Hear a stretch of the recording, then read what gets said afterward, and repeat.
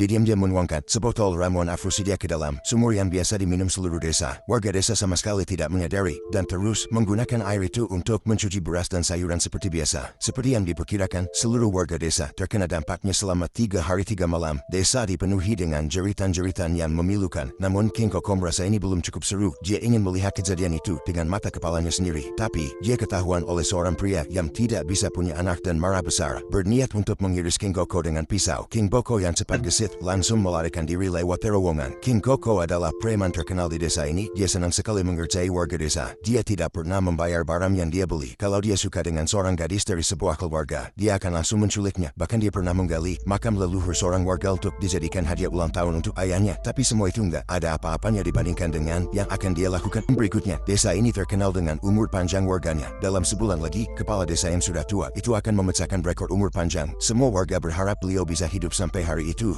Tapi King Koko datang untuk bikin masalah lagi. Saat perawat pergi ke toilet, dia diam-diam datang ke samping ranjang dan menuangkan sebotol minuman keras 80 derajat ke dalam infusi kepala desa. Sang kakek enggak tahan dan langsung berhenti bernapas setelah beberapa saat. Kali ini King Koko enggak seberuntung sebelumnya. Dia ketahuan langsung oleh warga desa, dimasukkan ke dalam karung dan dihajar sebentar. Lalu dia dibuang dari tebing setinggi 100 meter. Mungkin karena dia protagonis, dia enggak mati setelah jatuh. Begitu sadar, dia berencana kembali ke desa untuk membalas dendam pada warga. Saat itu, desa sedang mengadakan pemakaman untuk kepala desa. Sesuai dengan adat desa, jenazah harus diberi penguburan air dan sang janda harus dikuburkan bersama dengan jenazah tersebut. Jadi, wanita dan mayat itu didorong ke tengah sungai. Wanita itu tampaknya sudah pasrah dengan nasibnya dan tidak melawan sama sekali. Namun kejadian mengerikan segera terjadi. Janda itu malah mengapung, seolah menolak takdirnya. Ternyata, King Koko yang menyelamatkannya. King Koko mengumpat warga desa itu karena hipokrit, cuma tahu mengikuti adat yang konyol tanpa menghargai hidup yang ada di depan mata. Karena wanita itu tidak bisa diterima oleh warga desa, King Koko berencana membawanya pulang dan menjadikannya istrinya. Namun, warga desa tentu saja tidak akan membiarkan pasangan yang dianggap tidak bermoral ini begitu saja.